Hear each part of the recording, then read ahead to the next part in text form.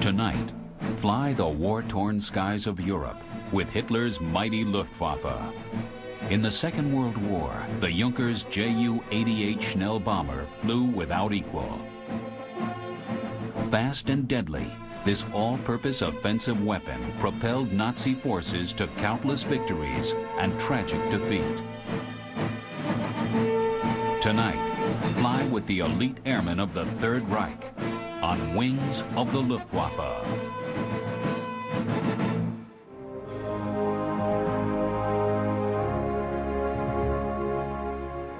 In the acid test of combat, the men and machines that struggled through the Second World War were routinely asked to perform the impossible.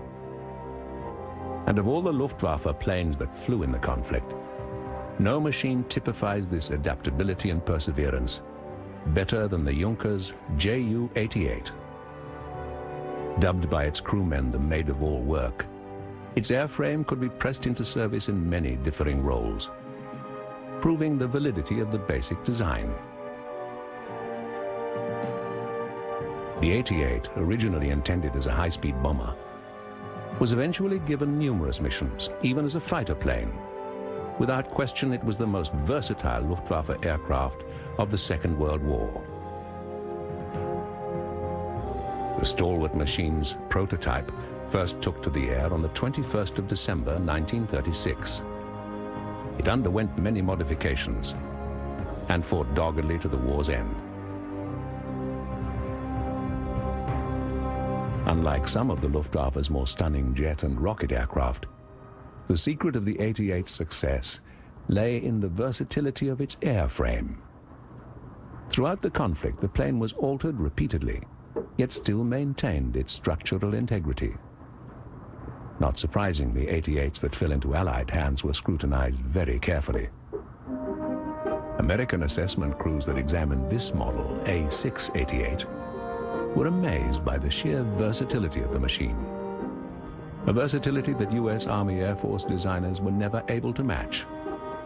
Allied intelligence groups were keen to gain as much information as possible about the Luftwaffe's sturdiest workhorse. Pilot evaluation concentrated on the aircraft's facility in handling airframe stresses, particularly in its diving characteristics.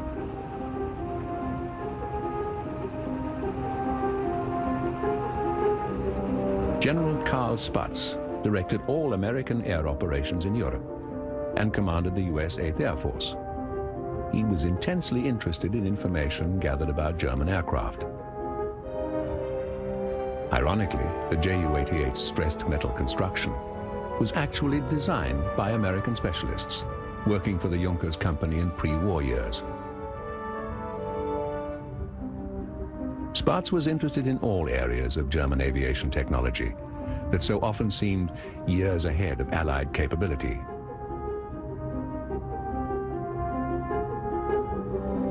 With grudging respect, Spaatz would often personally take part in the disassembly of captured German hardware.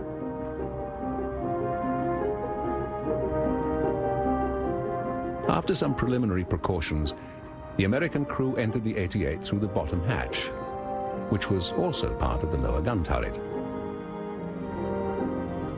This bathtub arrangement was also used in early B-17 flying fortresses, but not persevered with.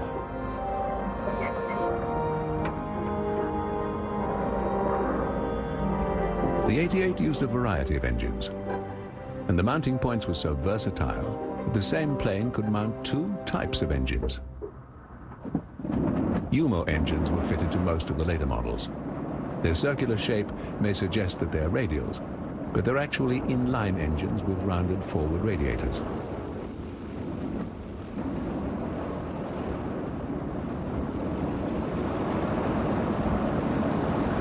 Another strength of the 88's design was the single-strut oleo landing gear, which acted like a large shock absorber, reducing the impact of landing and enabling the plane to work from crewed airfields common to front-line operations.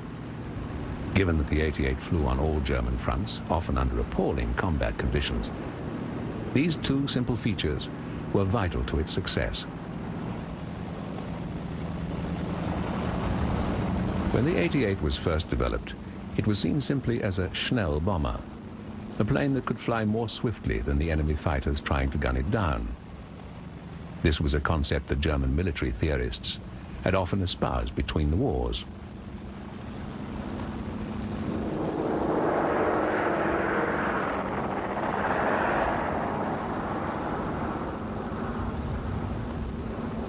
With the ascent of the Third Reich and Hitler officially Chancellor, Germany's military theorists were finally able to transform their ideas into the tools of aggression that the Führer so desperately sought. Long before the 88 became a reality, the Schnellbomber concept had been a dream of earlier Luftwaffe planners. It first showed itself in another Junkers aircraft, the Ju-86. Foretelling what the 88 would become, the 86 was a twin-engine bomber which relied on speed and defensive firepower.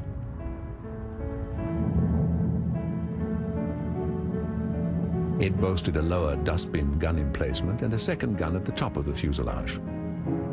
The weaponry was far from devastating, but in an era when most of the interceptors were slower biplanes, the 86's swiftness alone presented good defense. The 86 came with a variety of power plants, underscoring Juncker's early commitment to building versatile aircraft. This philosophy wasn't limited to the machine's hardware, because the plane was built to perform a myriad of roles. Apart from being one of the most advanced bombers of the day, the 86 was transformed into an airliner, eagerly received by commercial carriers in several countries.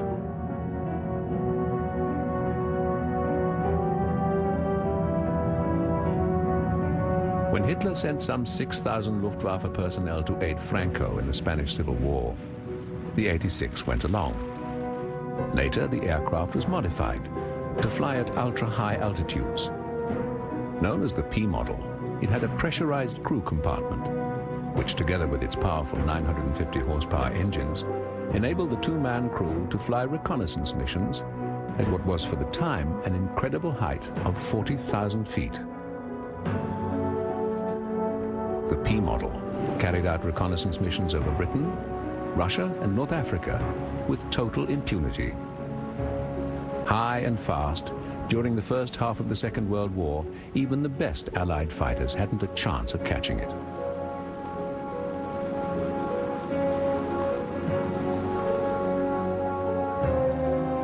By the time the war erupted in Europe, the 86 was outmoded as a conventional bomber. As early as 1939, this kind of combat role was assigned to aircraft like the rugged Heinkel 111. The 111 itself was a product of an evolution all its own dating back to 1934. It too saw service over Spain. And when Germany's forces smashed into Poland, the 111 played a pivotal role. But the Heinkel was a horizontal bomber, and although faster than the 86, it was still underarmed and needed escort fighters to protect it when delivering its lethal cargo.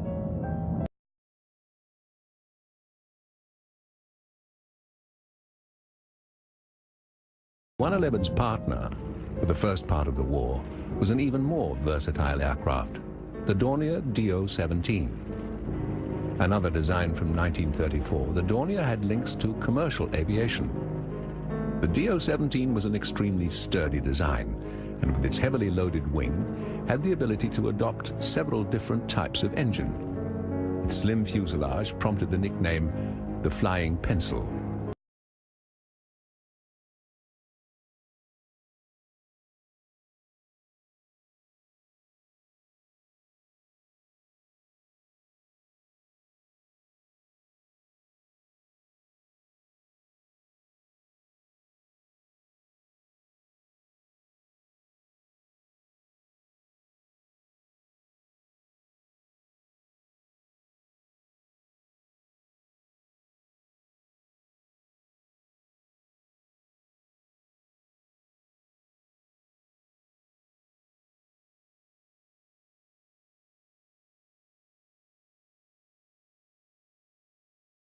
Because of the stress loadings built into the 17's extraordinarily strong airframe, the plane was well suited to another kind of bombing that Luftwaffe pilots had already used to cow the armies of Europe: dive bombing.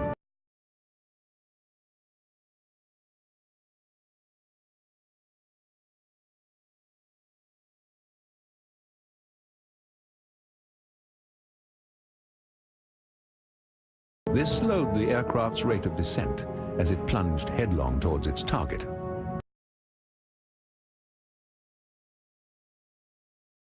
The O-17 taught Luftwaffe commanders a valuable lesson: that aircraft designed with one job in mind could, with a little effort, quite often be geared for a totally different role, and be terribly effective at it. The Luftwaffe's Ju-88 was probably the classic embodiment of this philosophy. It was a foresight that became myopic in a way because it overlooked the traditional four-engine bomber, the plane that the British and the Americans eventually used to level the Reich.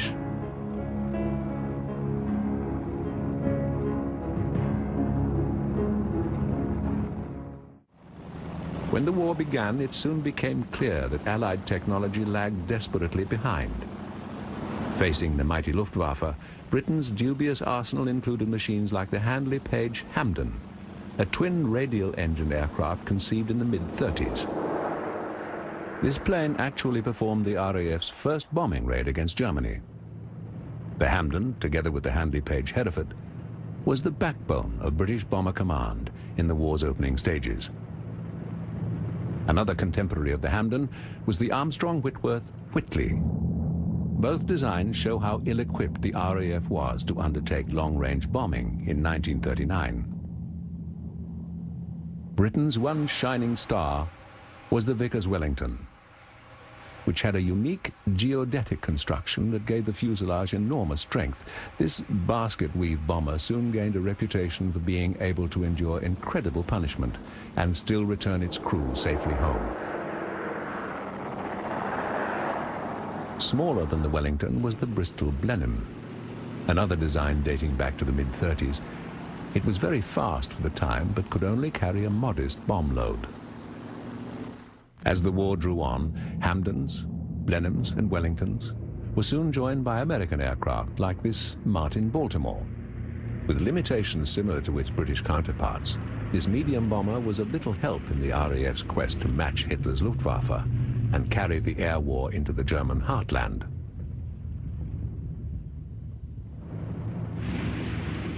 However, it wasn't long before the Americans contributed two medium bombers that matched and even exceeded the Luftwaffe's capabilities. The first was the North American B-25. Here, at long last, the Allies had a bomber that approached the versatility already enjoyed by German bomber pilots. Called the Mitchell, the B-25 saw action in the Pacific, North Africa, and Europe as a conventional bomber, and also as an attack aircraft armed with a lethal array of machine guns or cannon mounted in the nose. Another successful American medium bomber was the B-26 Marauder. Less versatile than the B-25, the Marauder was a very fast aircraft, but at times difficult to handle. Heavily armed to defend against attacking fighters, the Marauder was sturdy and reliable, once its crew came to terms with the demands of this high-performance aircraft. Overall, Allied medium bombers were probably not as versatile as their German counterparts, but they nearly always packed more defensive firepower than similar Luftwaffe aircraft, even though this cost the aircraft precious speed due to the extra weight of heavier firepower.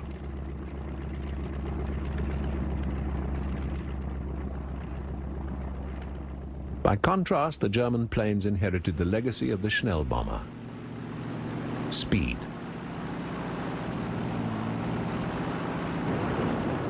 A swift machine didn't need a vast array of armament. Yet as the war dragged on and Allied fighters became even faster, Luftwaffe flyers began to pay the price. By the end of 1939, the early versions of the Ju-88 were flowing steadily to the front. Early footage shows an 88's crew preparing their guns before setting out on a bombing mission.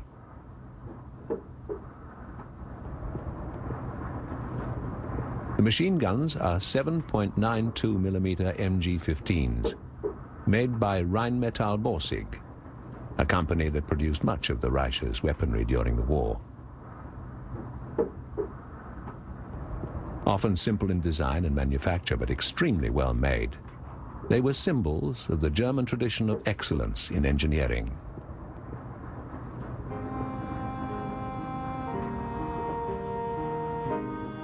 The guns were light, easy to handle, and installed with very little effort.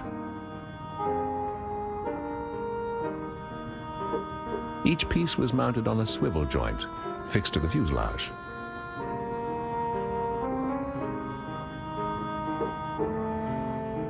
It was an extremely manageable arrangement, and with the MG-15's reliability in action, it proved itself savagely efficient against Allied fighters. A leather pouch caught the spent cartridges so they could be used again, and so that they didn't clutter the cockpit floor, where they could jam other vital parts.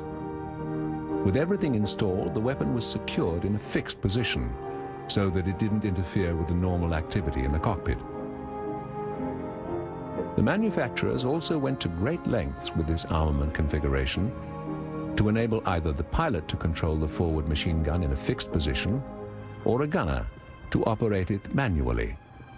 It was an attempt to combine versatility with effectiveness, with mixed results. Some aircraft even came equipped with an MG-15 in a kit with a conventional buttstop and tripod, so that the weapon could actually be taken out and used as a light machine gun, either on or away from the aircraft. On many occasions, downed crews found this an invaluable asset.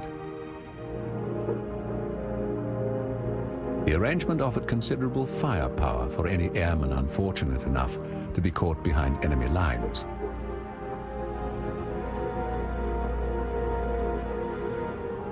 Protecting the bomber's vulnerable underside was left to a gunner lying prone in a turret looking below and behind the aircraft. But even he was within earshot of the other crew members, and having 3 or 4 men fighting back-to-back was thought to provide an important psychological benefit that many Allied bomber crews never knew. Isolated and alone in their stations around the fuselage, an exchange of fire at 20,000 feet was often a terribly lonely experience for British and American gunners. The downside to the close position theory was that in an emergency, the men literally trampled over each other attempting a hasty escape. For some, fighting together would also mean dying together.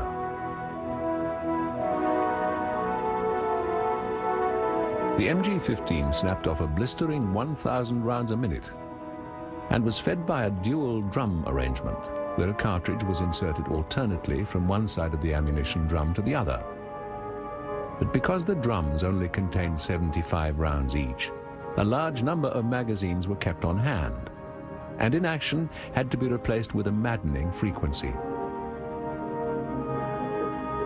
Still, it was not enough, for even with these added guns, the combined firepower of an entire aircraft was less than that of just one turret on many Allied bombers.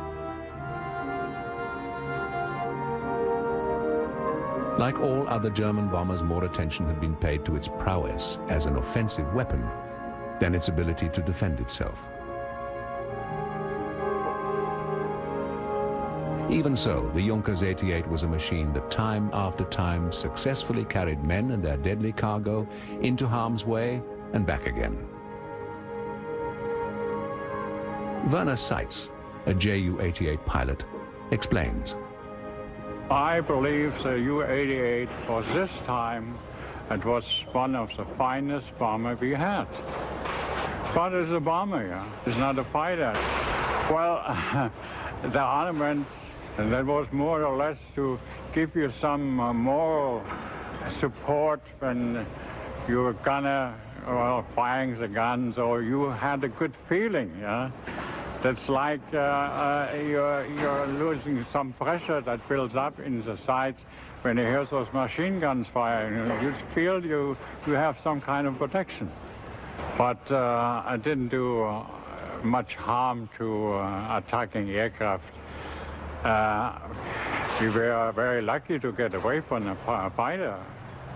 We, for instance, we used to have a cannon in the front. The cannon was in our way, so we decided to take those out to have more room for the navigator when we flew the actually attack, because he had to go down on his knees to go to the site. Yeah. On that cannon, on the ammunition was just a nuisance to have. And what could you do in the night? You were attacked and you tried to shake that aircraft up with all kind of different flying characters, with curving, going down, changing altitude, and so it was kind of a moral support for you when you heard those guns going off, and were your own guns. You did not hear the gun from the attacking aircraft, or what you saw those bullets, tracers flying by, and you hope for the best, you will get out of the mess. Yeah. So we took the guns out. We know better than the designer what is good for ourselves, because we were flying it. And so we did improvement ourselves. We didn't ask for permission, we just went ahead and did it.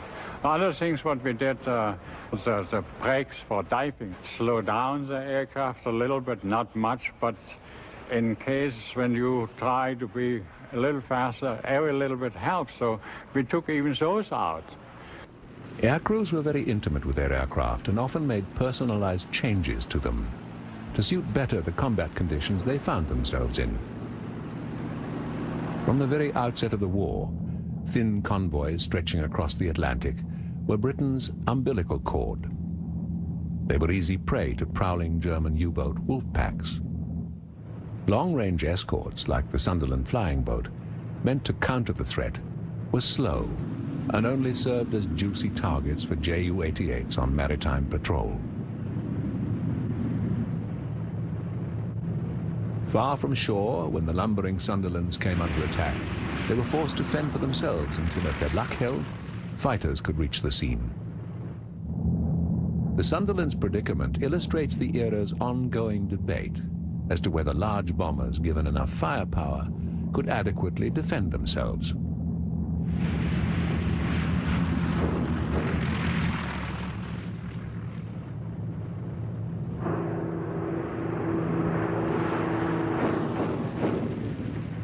Here, 388s, although more agile and faster than the Sunderland, are held at bay by the flying boat's blazing powered turrets and manual gun positions. The defensive firepower of the Sunderland was formidable and gave rise to a well-deserved nickname, the Porcupine.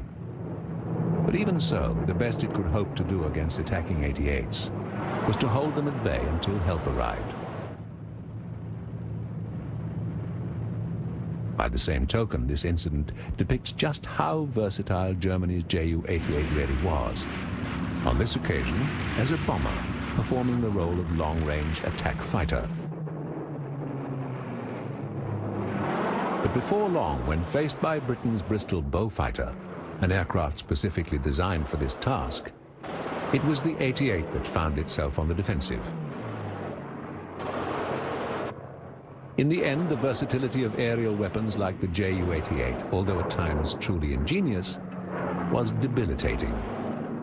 Debilitating because sooner or later these aircraft faced enemy machines specifically designed for tasks for which they were merely jury-rigged.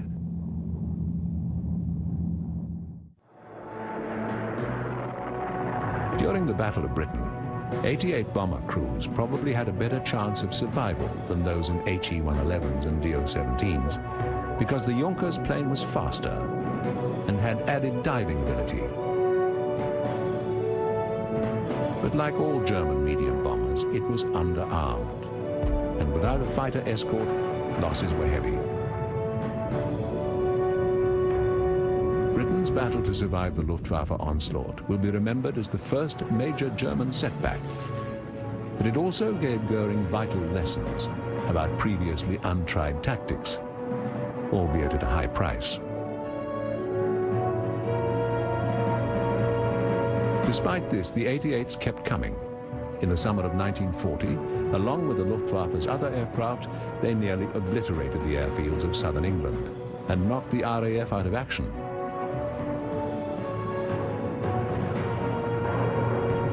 Only with Hitler and Goering's sudden insistence that tactics change, with intensive bombing raids launched against British cities instead, did the RAF gain a slight respite from the Luftwaffe campaign. Over Britain, the 88 vindicated its designers. But much of its success lay with the men who flew it into battle. Many of these crews saw the 88 as a death trap. Werner Seitz recalls. I had a choice. I wanted to become a fighter pilot. But for some reason, till today, I don't know why I was sent to become a horizontal and dive bomber. That means flying Stukas like the U-87, U-88, and later on I had even a chance to fly the U-188.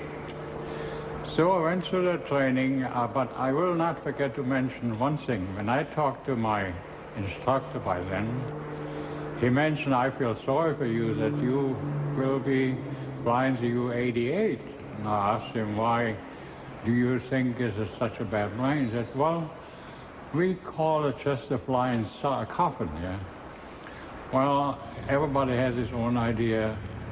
I learned later on it was a wonderful flying aircraft, and I really enjoyed flying those two-engine youngest 88s.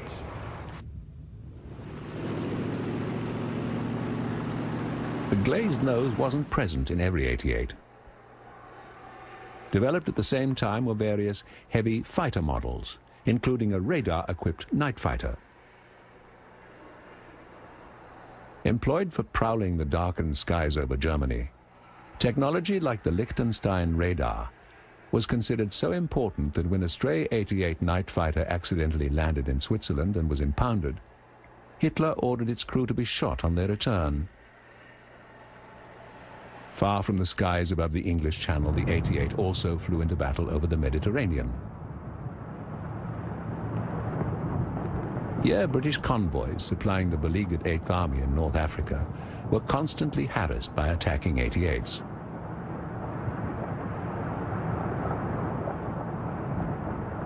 Control of this body of water was vital, and the fact that the Luftwaffe was never able to become dominant eventually led to the Afrika Korps' final defeat.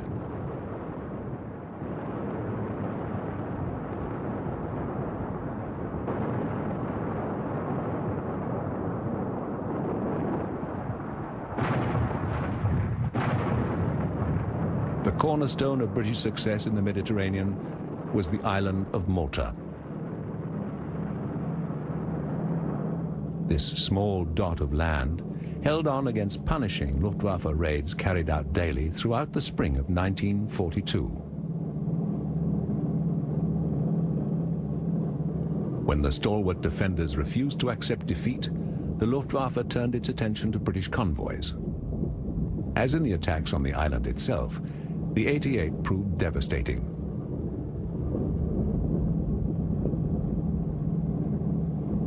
The German plane accounted for the loss of thousands of tons of Allied shipping in the attempt to starve Malta into submission.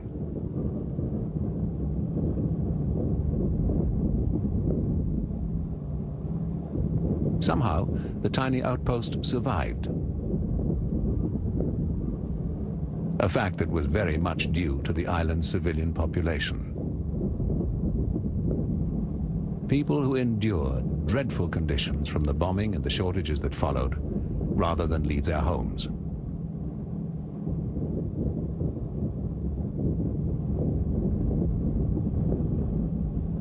Throughout the war, 88s were adapted and readapted for a myriad of tasks. Some were extensions of the basic model, others were complete redesigns, like the 188. The 188 had an improved cockpit, and some versions were even pressurized for the type of high-altitude reconnaissance work earlier performed by the Ju-86.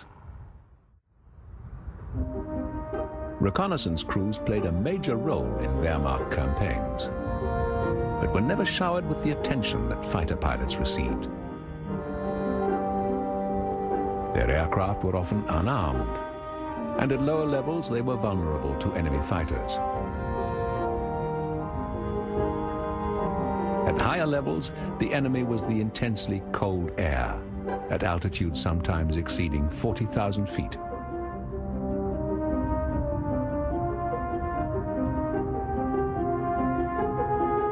Some basic 88 models were converted like this T-series.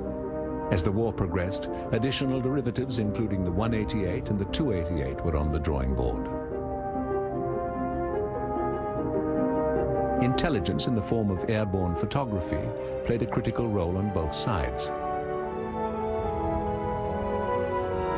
In Goering's Luftwaffe, it was undertaken by no less than 3 generations of Junkers bombers, dating back to the early Ju-86. The emphasis placed by German strategists on aerial intelligence is best illustrated by the vast number of aircraft constructed for that purpose.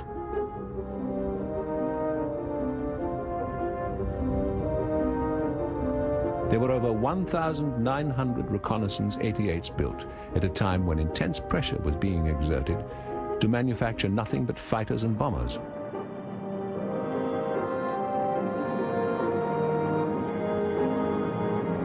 Luftwaffe reconnaissance work not only included gathering intelligence on enemy positions and movements, but also evaluating the effectiveness and aftermath of German attacks on those positions. Success or failure would determine future methods. One area where the front line was extremely fluid was in the desert tracts of North Africa.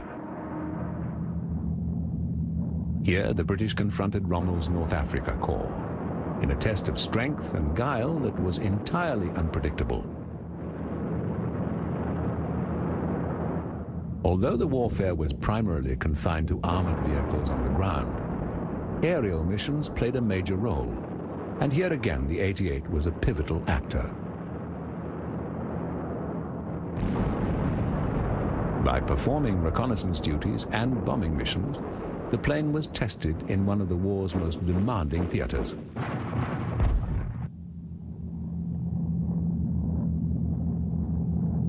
With very little protection and poor visibility, the underpart of the fuselage was the 88's Achilles heel.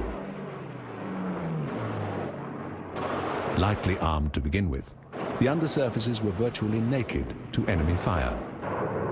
The weakness was mainly due to grouping the crew in the forward cockpit. In Allied aircraft like the B-25 and the B-26, the defensive positions were spread all along the length of the fuselage and included a tail gunner position for protection from the rear. In Ju-88, everybody was in the front compartment. As a navigator, I was sitting on the right-hand side. Having worked out my navigation, had only a small area to work on. I didn't have a table, so everything was set out beforehand. Had my maps lined up on the right-hand side, had my machine gun on the front, and to get to the machine gun, I had to lay with my belly on a retractable floor. Under the floor was a bomb claim. So when I didn't want to make a bomb run, I pushed the floor forward and I could lay there and be behind my machine gun. Or I could sleep there. We did that too. There was good communication first. We had direct communication because in the Ju-88 you could practically talk with everybody above the noise, of course, yelling, but with your intercom. We were always in touch. The Russians, of course, brought a lot of egg up there, but we ignored it, yeah. We just ignored it. That was the only way to do it. Just went your own way. It was a cloud of egg. We went through, just did our bombing run and forward it. Yeah. And night fighters were not, at the time, a big danger, not a big danger. Of course, we watched out for it. Mm-hmm. At night you don't see anything except when the fire comes up. Droning through the dark night over hostile territory, each Luftwaffe crewman was left to his own thoughts and fears during the long journey to and from targets behind the Russian lines. Here, the intimacy of a crew working within reach of one another paid the psychological dividends originally intended by the plane's designers. Although Luftwaffe night missions had mixed results, daytime raids at the outset of the invasion of the Soviet Union met spectacular success. Here, too, the 88 was a vital tool. Russian airfields were numerous and widespread, leaving only 3 bombers to each target. Still, the 88 got the job done. Eventually, though, Russia would have its revenge. With each passing winter, surviving Luftwaffe ground crews toiled in unbearably primitive and harsh conditions. The 88 had been built with maintenance very much in mind, but nothing could have prepared it for the cruel environment of the Eastern Front.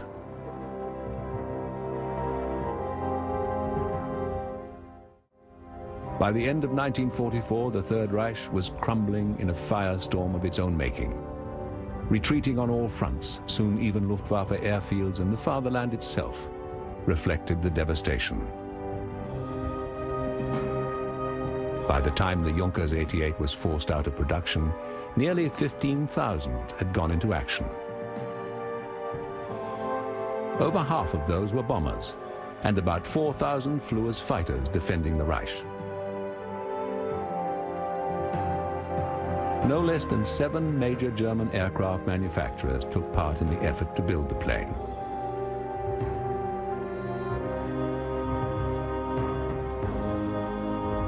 Despite these vast numbers, few 88s fell into Allied hands. 1 or 2 did find their way to America, where they were closely examined. The cockpit arrangement, firepower sacrificed for crew proximity, was a source of debate amongst US Air Force designers. They examined the practicality of huddling the crew together while asking them to tackle several different assignments. American pilots compared the 88's performance with that of their own medium bombers at the time, with the general consensus that the 88 was an extremely strong plane and not as difficult to fly as expected. In many ways, it resembled the performance of multi-engine British fighters of the period.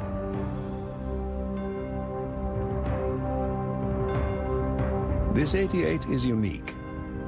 Manufactured in June of 1943, it was among many Luftwaffe frontline aircraft transferred to Germany's ally, Romania. But in less than a month, its Romanian pilot defected, bringing with him a prized catch, his mint-condition Ju-88. He landed the aircraft in British-controlled Cyprus, and the RAF quickly had it spirited to Cairo, and then on to Wright-Patterson Air Force Base in the United States.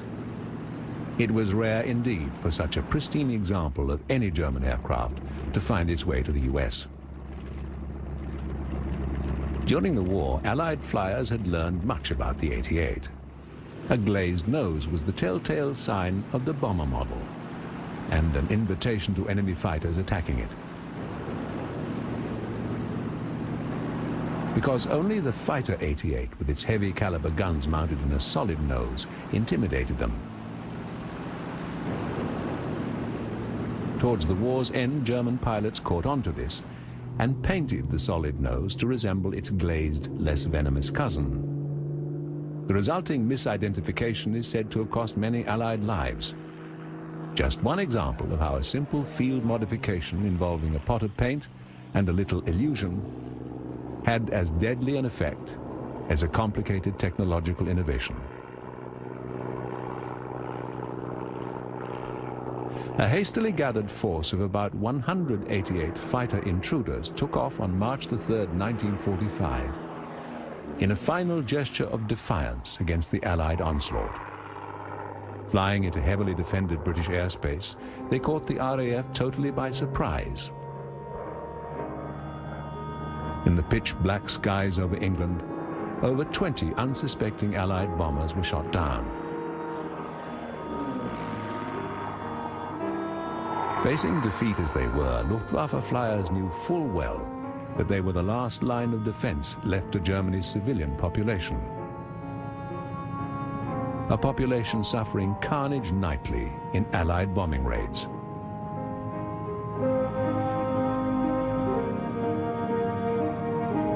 The next evening, the Luftwaffe tried to repeat their victory, but this time were hotly received by British night fighters and Ack-Ack. The 20 planes shot down this time were German.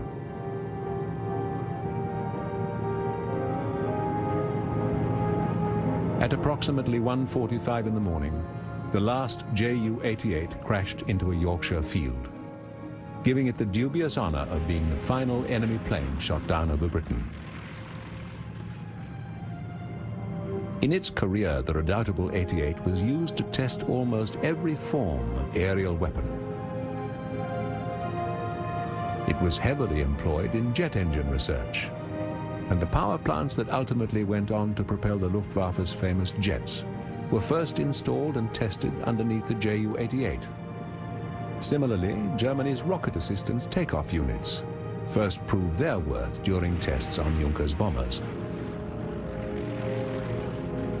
Almost without exception, when a bomber was needed to test a German innovation, the 88 would be called upon to serve as a guinea pig.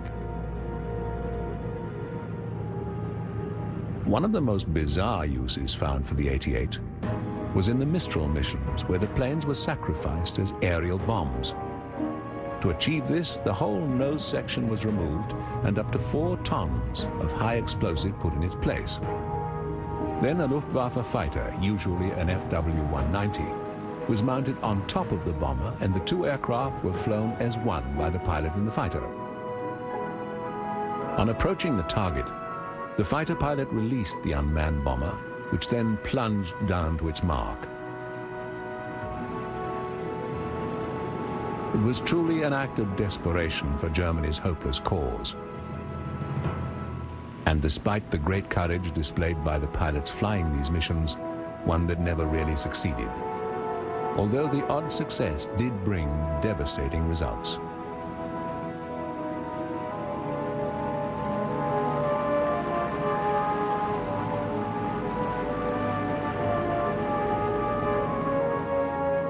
The Romanian 88, passed on to the American Air Force courtesy of its defecting pilot, is one of only 4 aircraft that remain of nearly 15,000 built.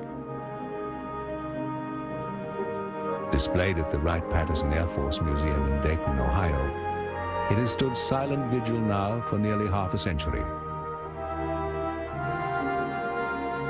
An impressive monument to one of the Luftwaffe's greatest design achievements, it embodies a German aviation philosophy founded upon a trinity all its own: simplicity, ruggedness, and versatility. These 3 things and much more the swift Junkers plane had without question.